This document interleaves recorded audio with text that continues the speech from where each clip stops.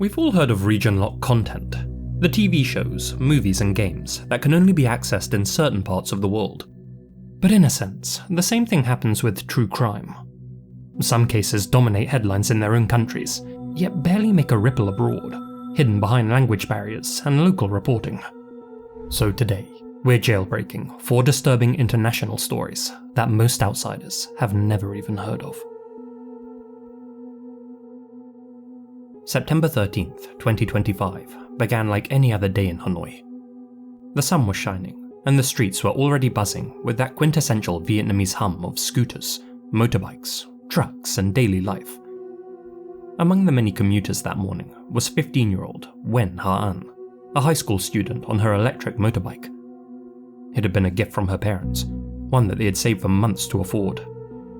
The Wens were a poor family who didn't have much to spare, and so despite their best efforts, they still ended up having to borrow money to buy it. But in their minds, it was a worthwhile investment.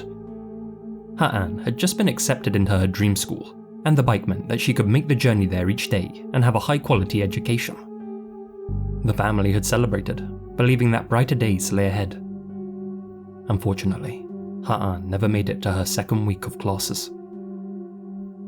At around 9:20 AM, while passing beneath the Van Diem Bridge, Ha-an was struck by a concrete mixer. The truck sent her and her bike skidding across the road. It was an accident, plain and simple, but what happened next was barbaric beyond belief.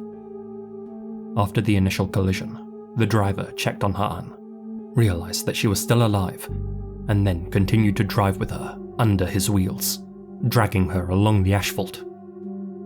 Witnesses described the scene as harrowing, saying that the young girl was almost torn in half.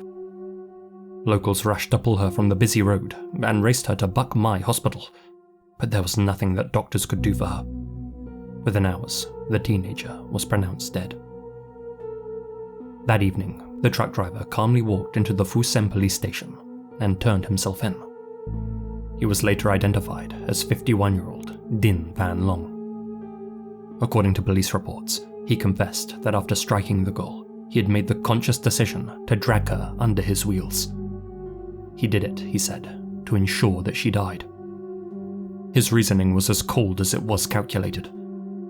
Because of Vietnamese laws, if Ha-an survived, he would have to pay for her treatment and any future medical fees. If she died, however, he'd only owe her family a fixed amount in compensation. Officers thought that Long had to be joking, that he must have been under the influence of some substance, but toxicology tests revealed no alcohol or drugs in his system. His decision hadn't been made in a haze, it was made with full awareness. On Vietnamese forums, a rumour known as the underground law of the road has circulated for years. The idea that, for some drivers, it's cheaper to kill a crash victim than let them live. A survivor brings lifelong compensation, hospital bills, therapy bills, public shame. A fatality, on the other hand, brings only a single compensation payment, and more often than not, a simple traffic citation instead of a more serious charge. Truckers have been overheard joking about this grim calculation at roadside cafes and petrol stations. It's supposedly a kind of dark folklore among them. But cases like this have shown that some aren't joking. In fact, there have been several previous crashes where victims were deliberately dragged to their deaths, and the perpetrators received nothing more than traffic-related sentences. For many, this time had to be different. This time, a new precedent had to be set. Long has since been detained on charges of premeditated murder. His trial has yet to begin, though if convicted, he could face Vietnam's harshest penalty: death. Ha-an was known as a devoted daughter, one who helped around the house, cared for her younger sibling, and never spent money needlessly, knowing how hard her parents toiled. She had told friends that she wanted to help her family, to make life better for them, but she never got the chance, because in the mind of the driver who hit her, her life had a value. It just wasn't one that he was willing to pay. I spent a lot of time unearthing these mysteries online, but this 11-page dossier on me was much easier to find. It was being sold on a data broker site and contained my full name, old address, phone numbers, family members, even estimated income and browsing habits. Page after page of it, all for sale. Now imagine the same thing exists for you. These data brokers make billions selling your personal information, your digital fingerprint, without your consent, and they don't care who gets their grubby mitts on it. Scammers, spammers, or worse. Honestly, it's infuriating, and we shouldn't have to put up with it. That's where today's sponsor, Aura, comes in. Aura fights back by automatically finding and removing your information from these data broker sites, and keeping it off. While other privacy services stop there, Aura does way more. You'll get real-time alerts if your personal info shows up on the dark web, instant fraud warnings for your credit and bank accounts, 24/7 identity monitoring, a secure VPN, antivirus, password manager, and $5 million in identity theft insurance, all of it in one place. It's everything you need to protect yourself online without going off-grid. Try Aura free for 14 days at aura.com/lazy. In those 2 weeks, Aura will get to work scrubbing your personal info off these data broker sites.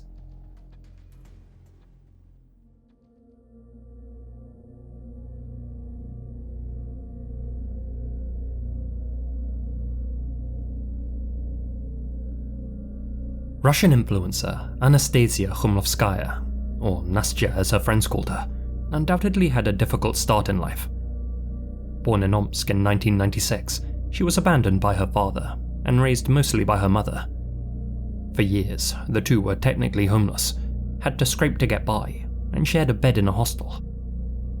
When her mother moved cities for work, she sent her daughter to live with her paternal grandmother. The babushka recognized Anastasia's artistic talents early on.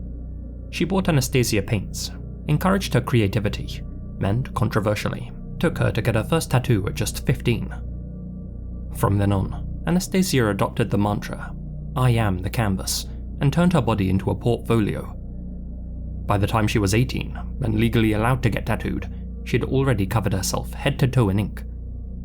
Coming from a poor background, she was determined to make something of her life, and went to college to study computing and automotive mechanics. But more than anything, Anastasia wanted to be seen. Unfortunately for her, she came of age right when social media made fame feel attainable, especially for someone with a distinctive aesthetic and a provocative mindset.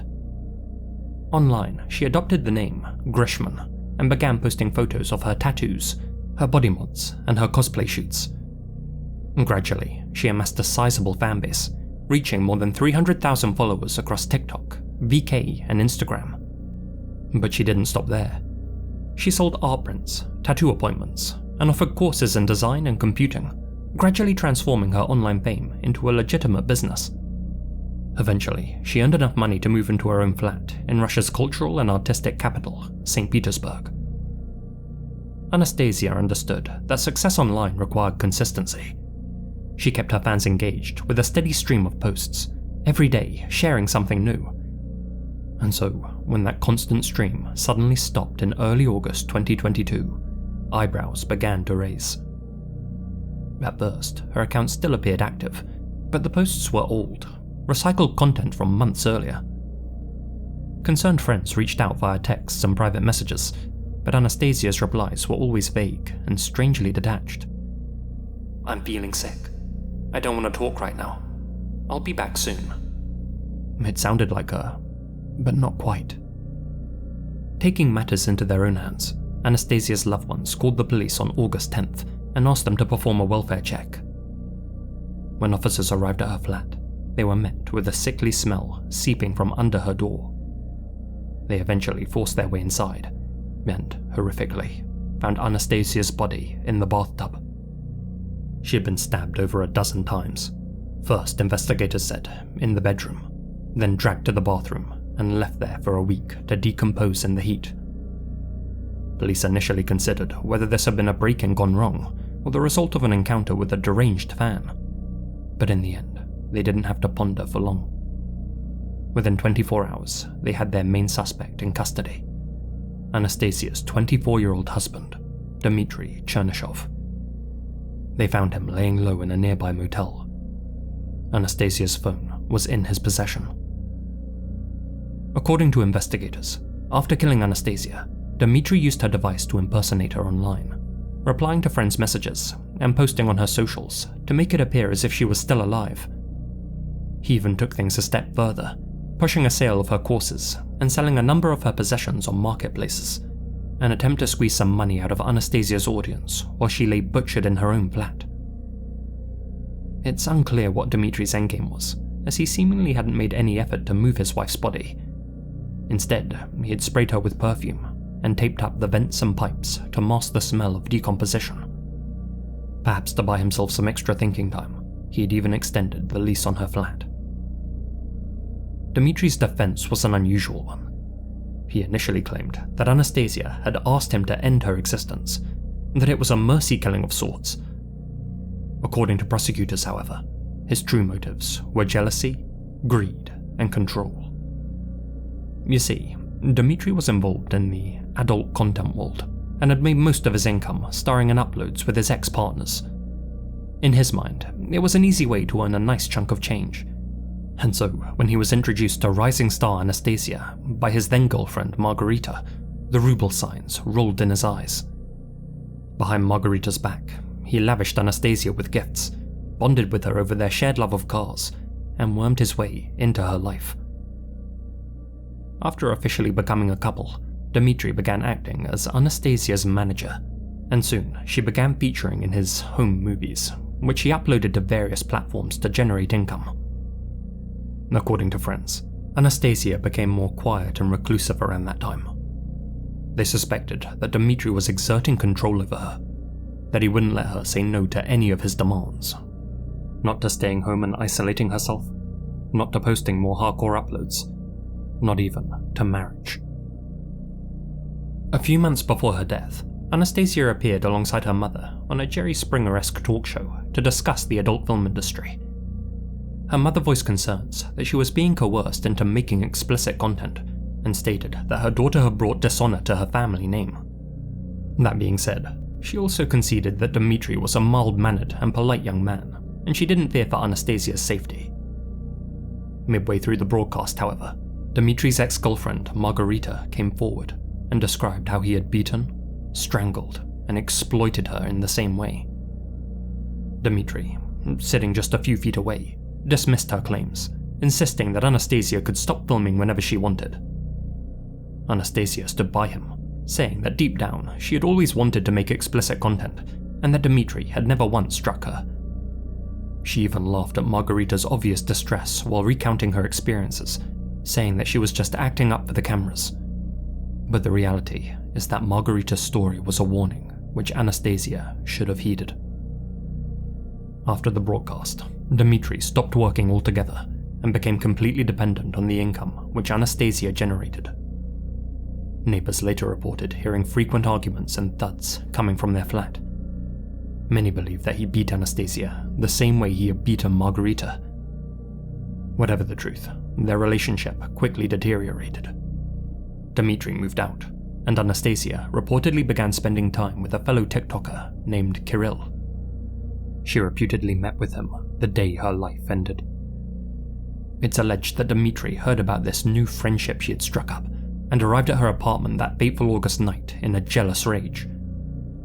It's unclear whether Anastasia let him in, or whether he used his old key, but when Dimitri entered the flat, he no doubt saw the packed boxes and suitcases scattered around. Anastasia was moving away. According to anecdotal evidence I came across online, Anastasia had long dreamed of opening a tattoo studio in South Korea, a place where Dimitri couldn't follow her. Because of his prior convictions for theft and evading military service, Russian law barred him from ever leaving the country. Prosecutors argued that Dimitri could feel his wife, aka his sole source of income, slipping away, and decided that if he couldn't have her and her money, then nobody could. The very first thing that Dimitri did after taking Anastasia's life? Message Kirill from her phone, saying that she never wanted to see him again. In 2024, the Frunzinski District Court found Dimitri guilty of Anastasia's slaying and sentenced him to 8 years in a remote penal colony known as Polar Wolf. And although conditions there are said to be nightmarish, with sub-zero temperatures and near constant darkness, many feel his punishment amounts to a slap on the wrist. I guess a lot of people are surprised to learn that Russia doesn't typically dish out heavy sentences for murder. Those are reserved for more serious crimes, like criticizing the Big P himself. Later, the daytime talk show which had previously hosted Anastasia returned with a special episode which sensationalized her demise.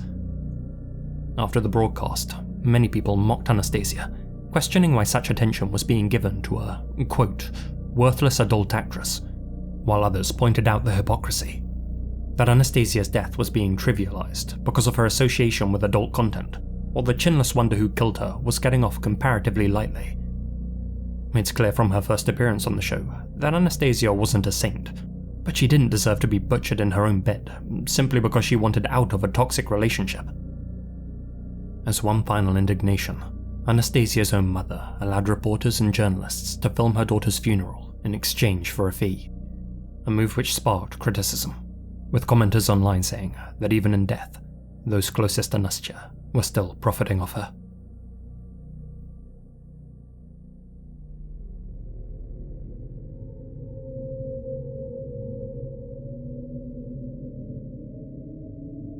Garanhuns, forgive my pronunciation, is a city in the highlands of northeastern Brazil, one known for its mild mountain climate and lively festivals that draw visitors from across the region. To outsiders, it's the kind of place that feels traditional, even wholesome. But behind one unassuming doorway in this otherwise ordinary city lived a group who believed they were saving the world, one human sacrifice at a time.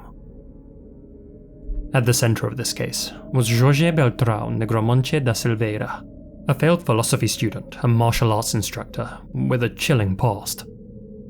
Growing up, Jorge had reportedly killed a 17-year-old named Luciano Severino da Silva, but was acquitted due to a lack of evidence.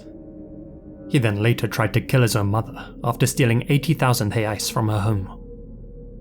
In 1984, he married his future accomplice, Isabel Cristina Pires da Silveira. The ceremony was a modest, yet moving one, though the mood was dampened a bit during the reception, when Jorge pulled out a knife and threatened to kill all of the guests. Surprisingly though, they lived a fairly normal and innocuous life from then on. Well, for 2 years at least. In 1986, Jorge met and fell in love with a 16-year-old named Bruna Cristina Oliveira da Silva. Together, Jorge, Isabel and Bruna formed a bizarre love triangle and lived as a family of sorts, though many have instead labelled them a small cult, one built around their patriarch's delusions. Jorge had long displayed signs of mental illness and declared that he had spoken with an angel and a cherub. They had apparently instructed him to purify the world and protect the earth from sin and overpopulation. As part of this so-called purification, he told his wives that they had to consume flesh and sacrifice 4 victims, each representing one of the natural elements: air, earth, water and fire. Once the 4 killings were completed, he said, a portal to paradise would open, allowing the group to ascend to a higher plane of existence. Unbelievably, Isabel and Bruna believed him. Together, they created a small murder club, which they called the Cartel. Their first known victim was 17-year-old single mother Jessica Camila da Silva Pereira. When she met the cartel in 2008, she was homeless and struggling to financially support her 1-year-old daughter. Opening their arms, the cartel invited Jessica into their home under the pretense of offering her a job. But once inside, Jessica was struck over the head and rendered unconscious.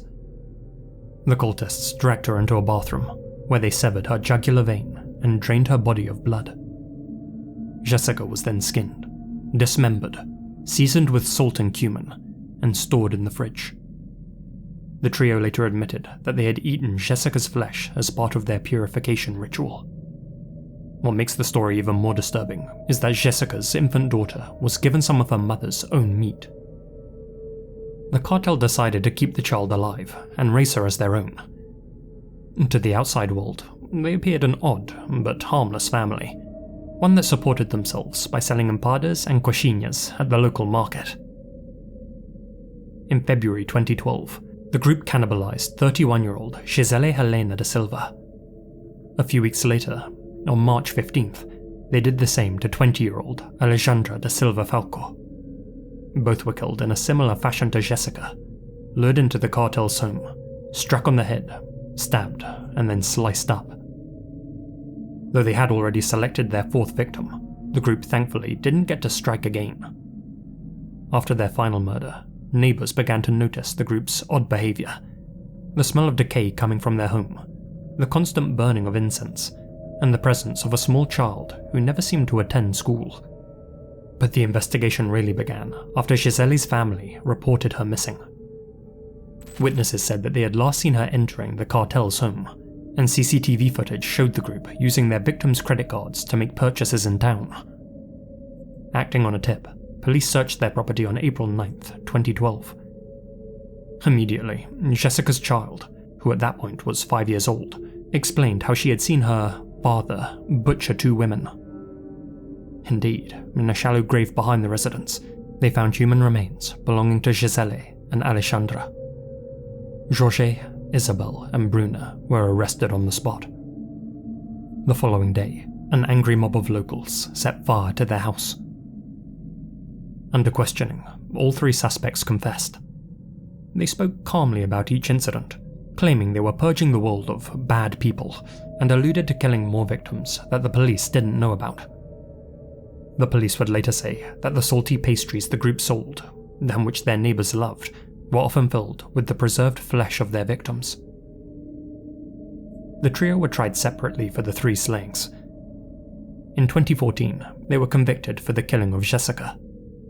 Georges received a sentence of just over 21 years, while Isabel and Bruna received 19 years. In 2018, they were again found guilty of slaying Gisele and Alexandra. Georges' total sentence rose to around 71 years.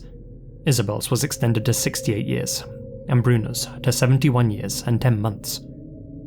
In 2019, their sentences were again increased, Georges' by 27 years, and his wife's by 24. Further appeals and psychiatric evaluations followed, with doctors confirming that Georges suffered from schizophrenia. He was transferred to a secure psychiatric facility to serve the rest of his time, and has since become the penitentiary's pastor and a published author, having written 4 books. He's also said to now be a vegetarian. As for Jessica's daughter, despite enduring bullying and being called a cannibal repeatedly, she's thankfully grown up to be a healthy and well-adjusted young woman. Eerily, on r/Google Earth Finds, user NoFlounder9658 shared a disturbing discovery they made after researching this case. Using Street View, they managed to find the exact address where the cannibals used to live. Nowadays it's concealed behind a metal door, but, by chance, the Google car just so happened to pass by their house in March 2012, right around the time Alexandra was killed and eaten. If you go to that location and click on that date, the image changes, and a person can be seen entering the home. That person is the head chef of the cannibal cult, Isabel, forever frozen in time on Street View, either just before or just after she served her final pastry.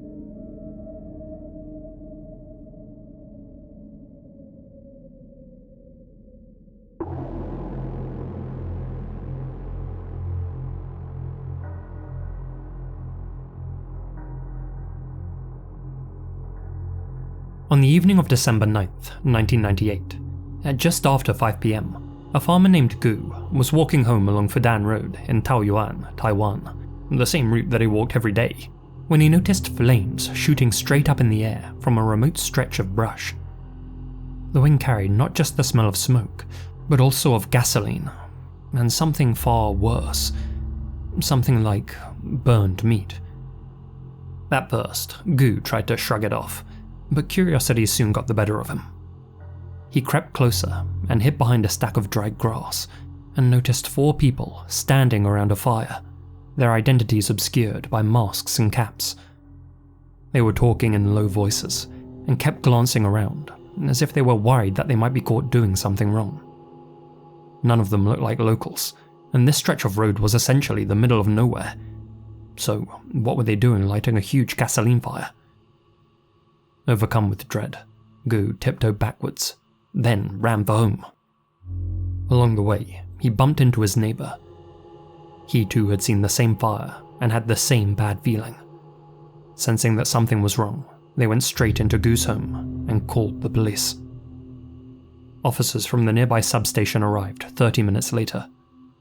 By that point, the 4 fire starters were gone. The responders put out the flames and began examining the charred pile in front of them. It appeared to be a large sack with something heavy inside it. They cut it open and gazed upon its contents. Inside was the body of a young woman, burned beyond recognition. Her face was gone, and her clothes were mostly incinerated.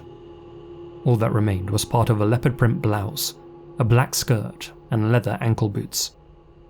On her scorched fingers were 3 rings, 2 of them gold, 1 of them amber.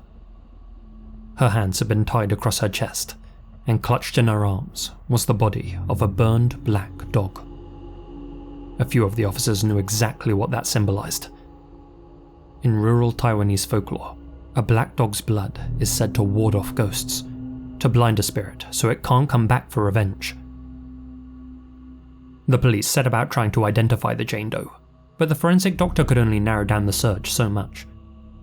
They worked out that her COD was mechanical asphyxiation, that she had probably been dead less than 24, maybe 48 hours, that she was around 165 centimeters tall, around 25 to 30 years of age, was slim, had perfect teeth, and had a 5-centimeter scar on her left wrist.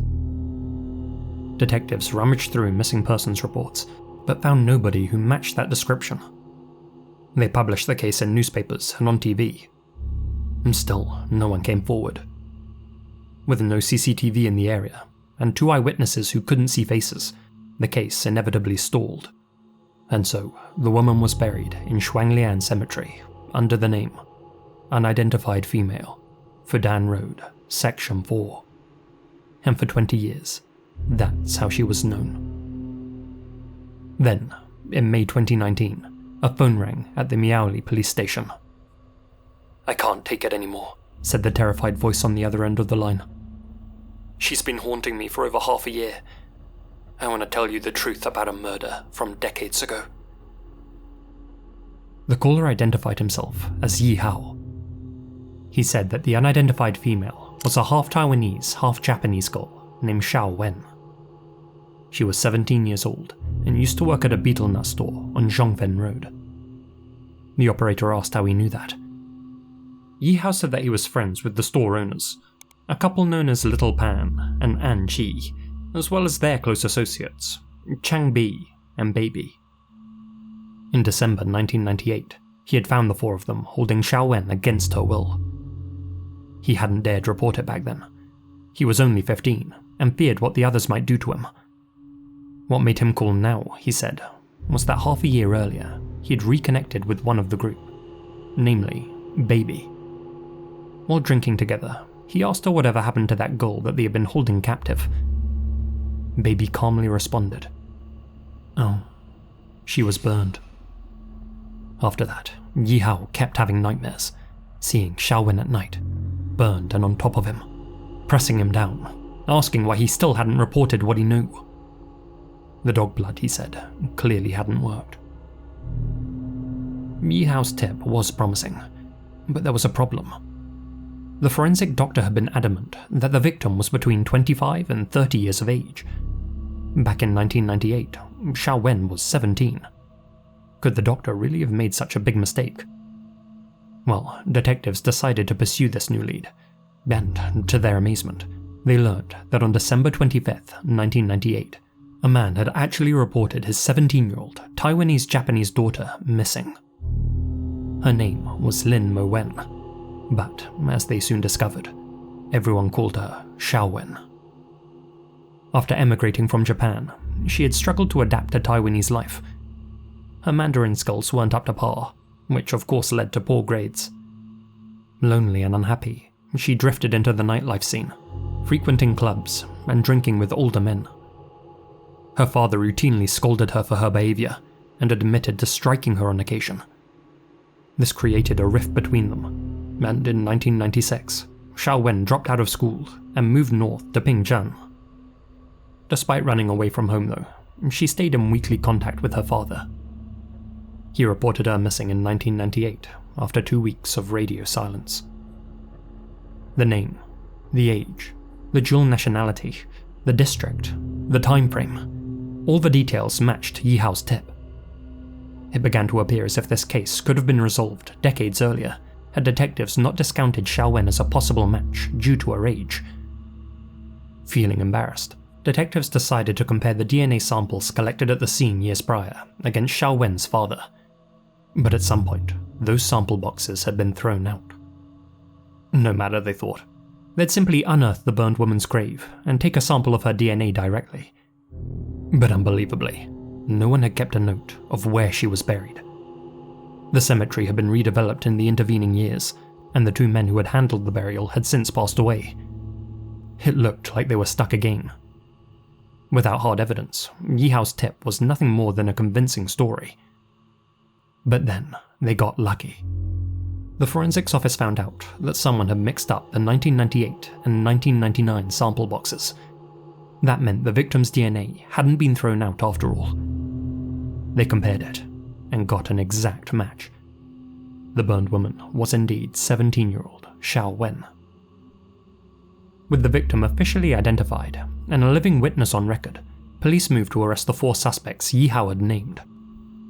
3 of them were still in Taiwan: Anqi, Baby, and their supposed ringleader, Little Pan. However, the 4th suspect, Changbi, had long since fled overseas. Officers debated whether they should pick up the 3 who were still on the island.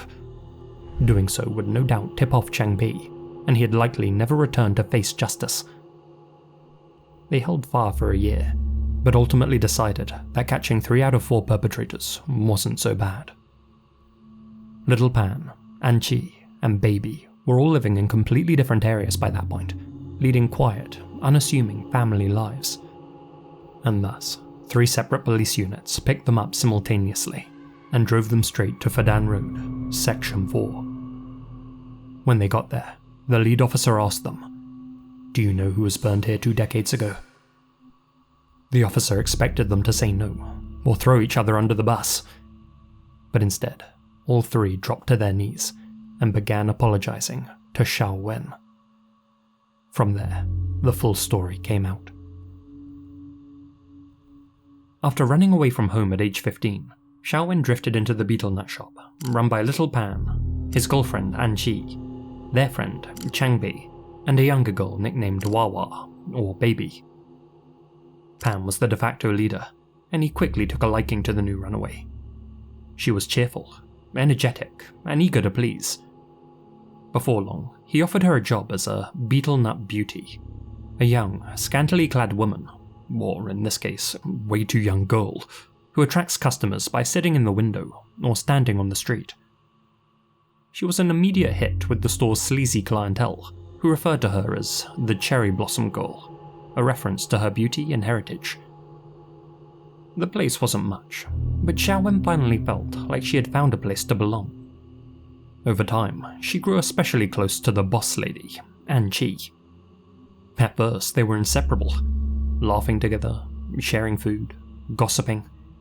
It was the closest thing that she had had to family in months. But the closeness didn't last.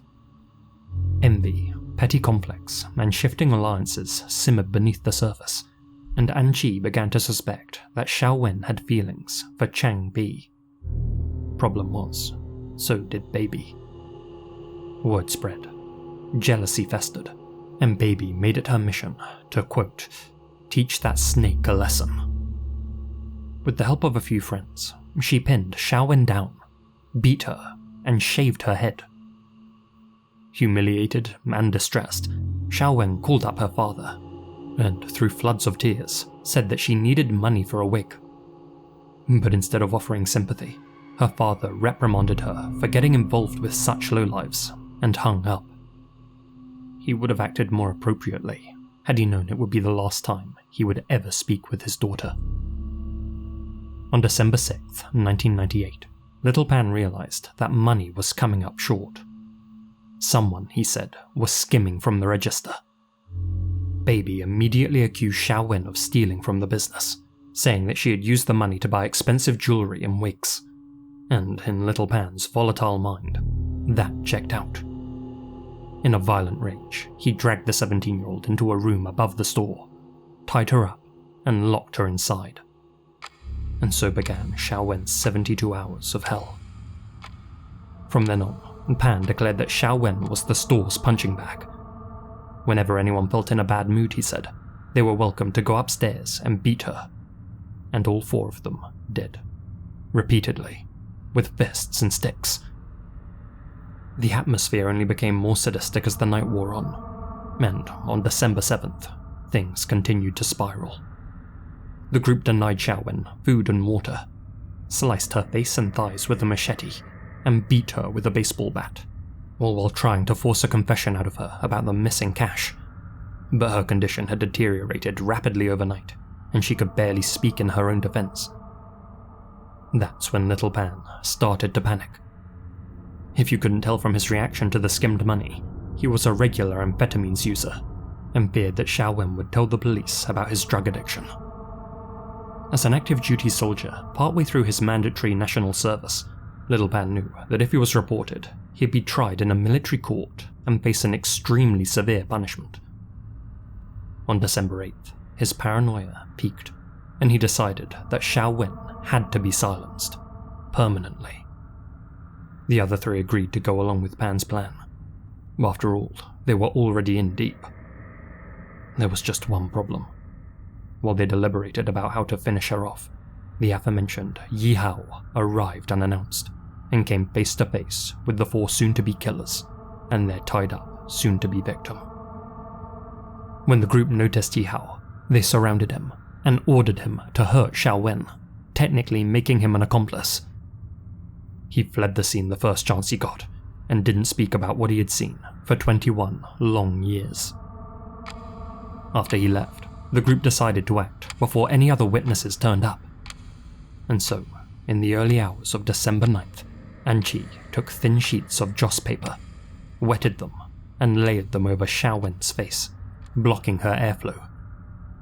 When she was on the verge of losing consciousness, Changbi held her legs while Pan wrapped a towel around her neck. He inserted a stick and twisted until her cervical spine snapped.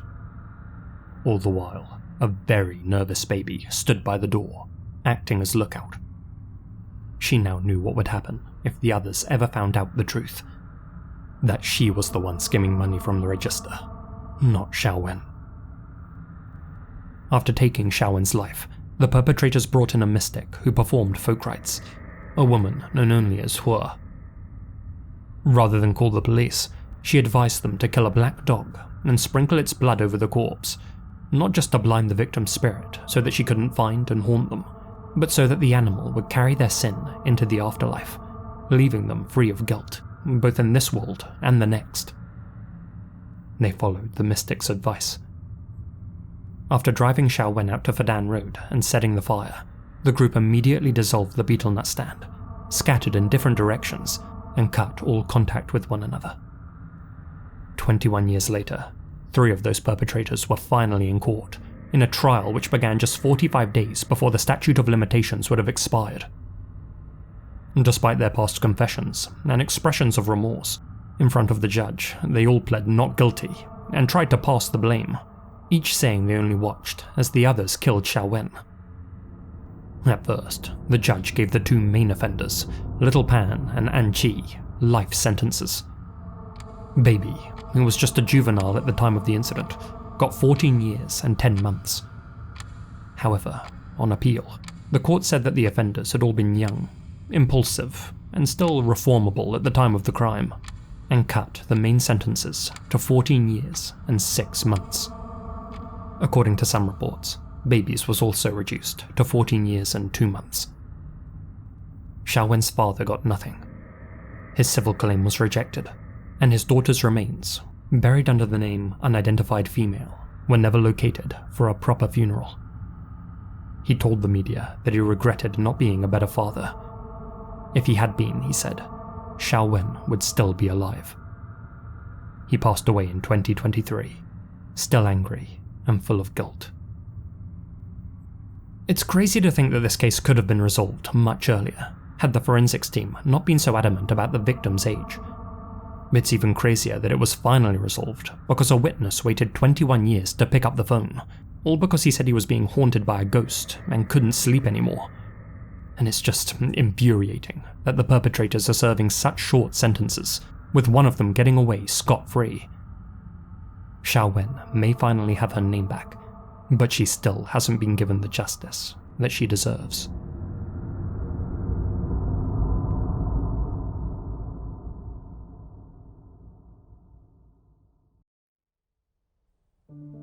Hey guys, Lazy here, and thank you very much for listening. Wow, this one was quite tricky to record with all of the foreign words. Let me tell you, Brazilian names are impossible for me to pronounce, so I try to be as respectful as possible, and I always research how to pronounce the names of everyone involved, as well as the towns, the cities, all of that. But sometimes I get 90% there, I'd say. If you did enjoy this episode, and you're from a country where English isn't the predominant language, why not share a few cases in the comments which you think might be region-locked? Before the video ends, I'd like to say a huge thank you to my supporters here on YouTube and over on Patreon, especially my biggest supporters. Holly Lyons, Gina Valera, Blaze420, Colin Monsma, Connor Louthan, Hamish, Alana Pons, Azrael Warakai, Peter Lulgjuraj, TNS Mum, Asia Mina, George Lopez, Farewelltattoosjaxfl, Yokai, Mistyblue Longie, Aðalsteinn Traustason, John Stewart Muller, Tom Foulds, Redacted Pluto, and Hamish K. Thank you guys so much for your continued support.